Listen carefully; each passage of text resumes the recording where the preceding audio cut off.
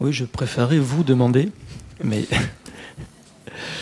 les organisateurs du colloque, que je remercie, m'ont effectivement posé à moi la question suivante. La responsabilité pénale du fait d'autrui existe-t-elle? Voilà une question somme toute fort classique, et lorsqu'on ouvre les manuels de droit pénal général, on trouve tout aussi classiquement la réponse suivante: non, la responsabilité pénale du fait d'autrui n'existe pas. On a l'impression, dans certaines hypothèses, de la rencontrer, mais à bien y regarder, malgré les apparences, il y a, à chaque fois qu'une personne est déclarée coupable d'une infraction, un fait personnel de sa part qui explique sa déclaration de culpabilité. Le prétendu responsable du fait d'autrui n'est donc qu'un auteur par commission, c'est-à-dire qui a commis lui-même les faits, ou un auteur par participation, qui a participé à une infraction partiellement commise par autrui, ou bien tout simplement est un complice. On pourrait donc clore ici ma communication en disant que, en droit pénal, fait d'autrui et responsabilité pénale ne peuvent pas se joindre l'un avec l'autre, se marier. Et nous serions ravis de constater que ce qu'énonce l'article 121-1 du Code pénal est ainsi sauvegardé, puisque ce texte déclare que nul n'est pénalement responsable que de son propre fait. Mais si je m'arrêtais là, je tiendrais pour acquis la notion de responsabilité pénale du fait d'autrui. Qu'est-ce que c'est? Si on dit qu'elle n'existe pas, ça veut dire qu'elle n'existe pas dans la loi, et donc qu'on en présuppose intellectuellement l'existence. Il faut donc s'entendre sur les termes de responsabilité pénale du fait d'autrui. Si on ne le fait pas, chacun est libre d'y mettre ce qu'il veut, et donc chacun est ensuite libre de dire elle existe ou elle n'existe pas. Alors je vous propose de cerner plus précisément les termes de notre sujet. Premièrement, il faut se demander si la responsabilité pénale du fait d'autrui existe. Mais à quel niveau de la réflexion faut-il qu'elle existe? En doctrine, dans la loi écrite, dans la jurisprudence, au-dessus de la loi? Alors si l'on commence au sommet de la pyramide des normes, si l'on examine les dispositions et la jurisprudence constitutionnelle et internationale, on constate que tout d'abord le Conseil constitutionnel a consacré la valeur constitutionnelle de ce qu'énonce l'article 121.1 du Code pénal, puisque, encore dernièrement dans une décision de 2016, le fait qu'il ne soit punissable que de son propre fait a été considéré comme un principe à valeur constitutionnelle. Si l'on se retourne maintenant vers la Cour européenne des droits de l'homme, assez récemment également, dans la décision Varvara de 2013, il est énoncé très clairement, je cite, « l'interdiction de punir une personne alors que l'infraction a été commise par une autre ». Donc apparemment, il ne peut pas y avoir de responsabilité du fait d'autrui si l'on se place tout en haut de la pyramide des normes. Cependant, comme on le verra en certaines occasions plus tard, on se rend compte que le Conseil constitutionnel, peut-être un petit peu moins la Cour européenne, admettent néanmoins, dans une certaine mesure, qu'une personne soit punie à cause de ce qu'a fait quelqu'un d'autre qu'elle. Ensuite, si l'on s'abaisse d'un cran, dans la loi écrite, on distingue certaines hypothèses qui évoquent l'idée de responsabilité pénale du fait d'autrui. Soit c'est dans la définition même de l'incrimination qu'on reproche à quelqu'un le fait d'avoir participé au comportement de quelqu'un d'autre, soit dans d'autres textes législatifs, on se rend compte que l'infraction, ou du moins le fait totalement commis par quelqu'un d'autre, peut être imputé au responsable. Donc on a deux mécanismes, à la fois de définition de l'infraction et d'imputation de l'infraction, qui évoquent l'idée de responsabilité pénale du fait d'autrui.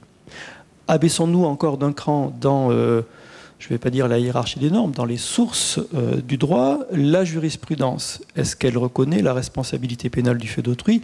Alors là, bien sûr, je pourrais m'étendre des heures, mais il me suffira de constater que dans certaines hypothèses, effectivement, on a là encore bien l'impression que la Cour de cassation admet d'imputer à une personne le fait commis par quelqu'un d'autre qu'elle. Bon, le cas du chef d'entreprise est assez éloquent en la matière. Et puis enfin, alors je suis désolé mes chers collègues, si on s'abaisse encore d'un cran et qu'on arrive à la doctrine, dans les sources du droit, du moins si on se déplace plutôt, si on arrive à un autre plan, est-ce que la responsabilité pénale du fait d'autrui existe? Oui, elle existe, mais à titre de repoussoir.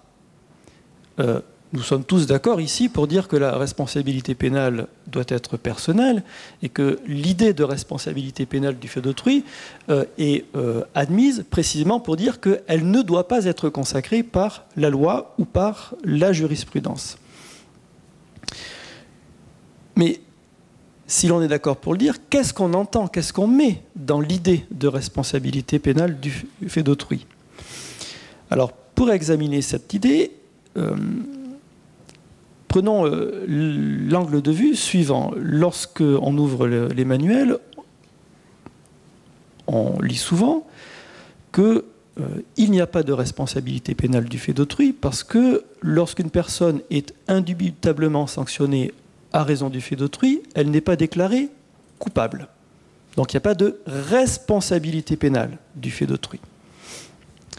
Ou alors, dans d'autres hypothèses, lorsqu'une personne est indubitablement déclarée coupable de l'infraction, ça n'est pas à raison du fait d'autrui, c'est à raison de son propre fait. Voilà les deux explications qui permettent de dire qu'il n'y a pas de responsabilité pénale du fait d'autrui. Soit il n'y a pas de responsabilité pénale, soit, en fait, le fait n'est pas d'autrui. Mais qu'est-ce que la responsabilité pénale et qu'est-ce que le fait d'autrui? Et là, il serait peut-être bon d'engager une réflexion un petit peu plus approfondie.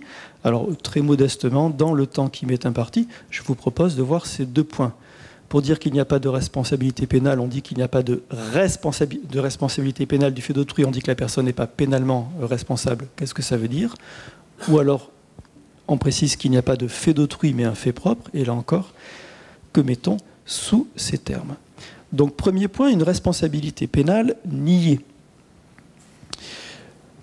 Reprenons l'argument. Par exemple, l'employeur va être obligé de payer l'amende à laquelle a été condamné son employé.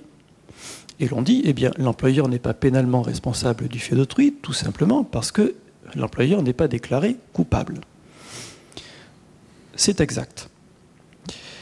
Mais est-ce qu'on peut se satisfaire de cette explication?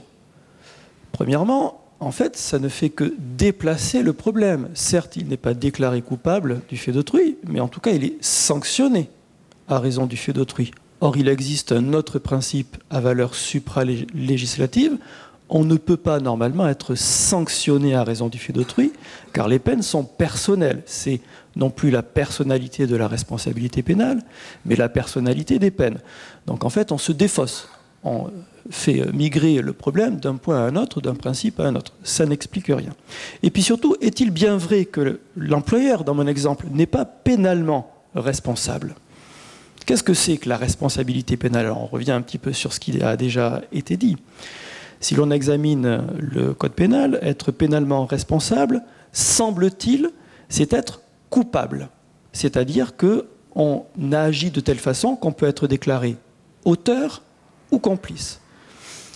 Toute personne sanctionnable pénalement, mais pas en qualité d'auteur ou de complice, n'est pas pénalement responsable. Et du coup, ça marche. Mon employeur, dans l'exemple que je donne, effectivement est simplement tenu de payer l'amende à laquelle son employé a été condamné, mais il n'est pas déclaré coupable. Et de fait, lorsqu'on examine la jurisprudence, lorsque le Conseil constitutionnel ou lorsque la Cour européenne se demande si le fait d'être sanctionné à raison du fait d'autrui est possible, on constate qu'ils tiennent compte, les deux, du fait de savoir si, oui ou non, la personne a été déclarée coupable et si, oui ou non, la décision va être inscrite au casier. En ce sens, la Cour européenne, dans des décisions remarquées contre la Suisse de 1797, avait estimé que les successeurs d'un fraudeur fiscal ne pouvaient pas personnellement être déclarés auteurs de cette fraude. A contrario, elles auraient pu peut-être être sanctionnées en tant que successeurs si elles n'avaient pas été déclarées personnellement coupables de la fraude. Mais est-ce qu'on peut s'en tenir à cette explication? Qu'est-ce qui fait la spécificité de la responsabilité pénale? Est-ce que c'est la qualité que l'on endosse? Non, c'est ce à quoi cette qualité permet d'aboutir. Je pense que fondamentalement, être pénalement responsable, c'est être exposé à une peine, quelle que soit la qualité que la loi attribue à la personne. Ce qui fait la spécificité de la responsabilité pénale, c'est la conséquence finale qui en résulte, c'est-à-dire l'éventualité de devoir exécuter une sanction pénale. Par conséquent, puisque le principe de personnalité de la responsabilité pénale a valeur supralégislative, il faut entendre de manière autonome cette notion, parce que c'est comme ça que raisonne le Conseil constitutionnel et la Cour européenne des droits de l'homme. Et si l'on examine de manière autonome la notion de responsabilité pénale, on doit donc ne pas s'arrêter aux mécanismes légaux en vigueur et considérer que est pénalement responsable du fait d'autrui toute personne qui est exposée à une sanction à raison du fait d'autrui, même si cette personne n'est pas déclarée auteur ou complice. Dans l'exemple que j'ai donné, l'employeur qui doit payer l'amende à laquelle son employé a été condamné est bien, dans le sens autonome que je propose, pénalement responsable.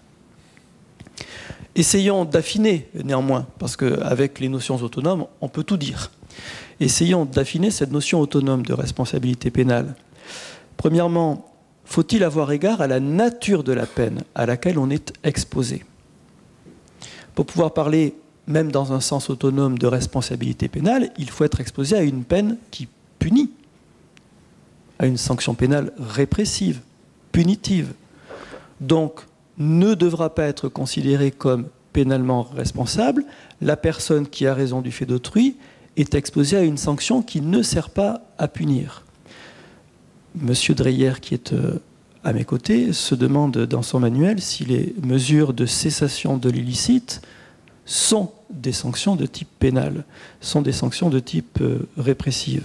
Eh bien, l'on pourrait considérer que si à raison d'autrui, on est simplement exposé à de telles mesures qui, pourquoi pas, à reprendre la solution proposée par M. Dreyer, ne sont pas considérées comme de nature répressive, eh bien, dans ce cas-là, il n'y a pas de responsabilité pénale du fait d'autrui, puisque la sanction à laquelle on est exposé n'est pas fondamentalement pénale. Idem pour la confiscation. Elle n'a pas normalement de valeur punitive, donc si on est exposé à raison du fait d'autrui à une mesure de confiscation, on n'est pas, même au sens autonome du terme, responsable pénalement du fait d'autrui. Bon, cela, cependant, ça n'est pas certain, car la Cour européenne a pu conférer à la confiscation, même s'il ne s'agissait pas d'un objet dangereux, a pu conférer à la confiscation le caractère d'une vraie peine. Donc, premier point, pour pouvoir parler, même au sens autonome, de responsabilité pénale du fait d'autrui, il faut être exposé à une peine punitive. Et puis, faut-il se voir également reprocher une faute pour pouvoir être dit pénalement responsable du fait d'autrui? A priori, oui, puisque la notion même de responsabilité pénale suppose le reproche, l'imputabilité. Mais je crois que si on retenait cette seconde condition, on tuerait dans l'œuf la notion de responsabilité pénale du fait d'autrui. Pourquoi ? Parce que si on dit que la responsabilité pénale du fait d'autrui suppose le reproche, ça veut dire qu'en fait, on ne peut pas avoir de responsabilité pénale du fait d'autrui. Ça veut dire que forcément, il y a quelque chose de personnel que l'on va reprocher au responsable. Donc, sauf à priver la notion d'utilité, il faut considérer que est pénalement responsable du fait d'autrui toute personne exposée à une sanction punitive, même si on ne lui reproche rien. Du seul fait qu'elle soit exposée à une sanction à caractère punitif, elle doit être considérée comme pénalement responsable. Voyons maintenant la cause de cette responsabilité. Pour qu'il y ait responsabilité pénale du fait d'autrui, il faut que ce soit bien du fait d'autrui. Je serai plus rapide. Alors on arrive au second argument doctrinal qui exclut la responsabilité pénale du fait d'autrui, qui consiste à dire, lorsqu'effectivement la personne est pénalement responsable, elle n'est jamais responsable du fait d'autrui. C'est-à-dire que l'explication, le fondement de sa responsabilité pénale, c'est bien un fait personnel de sa part. La personne a forcément pris une part personnelle dans la réalisation ou la préparation de l'infraction. C'est-à-dire qu'au bout du bout, on pourra toujours trouver un fait personnel de sa part, quitte à le présumer, mais on pourra toujours trouver une faute de sa part qui va expliquer sa responsabilité. Pourquoi pas? Mais bon, remarquons, premièrement, si on présume cette faute, ça confine à la fiction. Deuxièmement, si on dit que cette faute personnelle, ça peut être une abstention doublée d'une négligence, la faute personnelle se réduit à très peu de choses. Bon. Et puis même à supposer qu'on ait un fait personnel, est-ce que la caractérisation d'un fait personnel exclut par définition la notion de responsabilité pénale du fait d'autrui? Je pense que non. Je pense qu'on peut être dit pénalement responsable du fait d'autrui, même si on a commis une faute personnelle. Dans deux cas. Premièrement, il se peut que le fait personnel n'explique en rien l'infraction. C'est-à-dire que la personne va engager sa responsabilité pénale, on lui reproche un fait personnel de sa part, mais qui n'explique en rien l'infraction qu'on lui impute. Je prends un exemple pour illustrer ce propos un petit peu bizarre, je vous l'accorde. On connaît le happy slapping, qui consiste à réputer complice une personne qui filme des actes de violence. Généralement, l'auteur des actes de violence et celui qui les filme sont de connivence. Mais ça n'est pas une exigence dans les textes.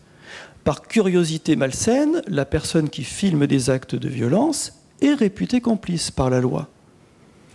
Le fait de filmer ces actes de violence n'est pas forcément connu de l'auteur des faits, de l'auteur des violences. Par exemple, on est au balcon et clandestinement, on les filme. Peut-on dire que ce fait personnel explique l'infraction dont on va être réputé complice? En aucun cas. Il n'y a absolument aucun lien de causalité entre le fait personnel reproché à la personne et la qualification de violence qu'on va lui imputer en tant que complice.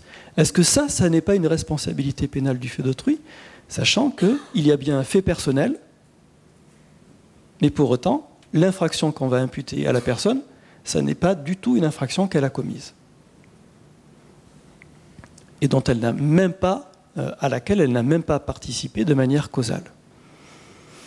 Bon, quand ça a le parfum de la responsabilité pénale du fait d'autrui, le goût de la responsabilité pénale du fait d'autrui et l'odeur, bon, c'est peut-être que c'est bien ça. Donc, première hypothèse où l'on pourrait admettre la responsabilité pénale du fait d'autrui, même en présence d'un fait personnel de l'individu. Deuxième hypothèse, je vais encore m'appuyer sur les développements du professeur Dreyer, on pourrait parler également de responsabilité pénale du fait d'autrui malgré la présence d'un fait personnel, lorsqu'il y a un écart énorme entre la gravité du fait personnel et la gravité des peines auxquelles on est exposé. Monsieur Dreyer, donc, proposait dans un colloque précédent de considérer que la communication généralisée des circonstances aggravantes aux complices, même s'il ne les a pas connues, pourrait, sinon réaliser une atteinte à la responsabilité pénale du fait personnel, du moins écorner ce principe. De fait, si l'écart est extrêmement grand entre la gravité du fait personnel et la gravité des peines, on pourrait estimer que ces peines ne sont justifiées que par le fait d'autrui et pas par le fait personnel qu'on nous reproche. Je vais là encore prendre un exemple. L'article L121.3 du Code de la route dit que le dirigeant de la personne morale propriétaire du véhicule impliqué dans une contravention au Code de la route est redevable de l'amende. C'est le dirigeant de la personne morale qui est redevable de l'amende applicable à la contravention. Il peut s'exonérer en indiquant qui est, parmi ses salariés, celui qui, au moment des faits, était au volant. S'il ne le fait pas, c'est donc à lui de payer l'amende. S'il dénonce son employé, c'est à l'employé. Bon. Et le Conseil constitutionnel a dit que c'est un mécanisme de responsabilité parfaitement justifié. L'une des deux fautes qu'on peut reprocher au dirigeant, lorsqu'on va effectivement l'obliger à payer l'amende, c'est de ne pas avoir dénoncé son employé. Si l'on généralise ce raisonnement, ça veut dire que ne pas dénoncer l'auteur d'une infraction, ça justifie qu'on encourt les peines de cette infraction. J'extrapole, ne pas dénoncer l'auteur d'un meurtre, ça justifierait qu'on soit exposé aux peines du meurtre. Ne pas dénoncer en l'occurrence l'auteur de la contravention au code de la route, ça justifie que l'on soit exposé aux peines applicables à cette contravention. Ici, il me semble qu'il y a un grand écart entre la gravité du fait qu'on reproche à la personne et les peines qu'il encourt de ce fait. Il ne commet pas la contravention, il se borne simplement à ne pas dénoncer l'auteur. Est-ce que ça n'a pas, là encore, un parfum très fort de responsabilité pénale du fait d'autrui? Donc voilà les deux pistes que je propose pour rethéoriser la responsabilité pénale du fait d'autrui, écarter les deux explications qu'on avance traditionnellement pour en nier l'existence. Il me semble que même sans responsabilité pénale stricto sensu, on peut parler de responsabilité pénale du fait d'autrui si on est exposé à une sanction pénale. Et il me semble également que même lorsqu'on a identifié un fait personnel, ça ne suffit pas à dire qu'il n'y a pas responsabilité pénale du fait d'autrui. D'autres questions seront posées par la suite. Est-ce que tout cela est légitime ? Et est-ce que c'est conforme au principe supralégislatif de responsabilité pénale du fait personnel ? Je vous remercie.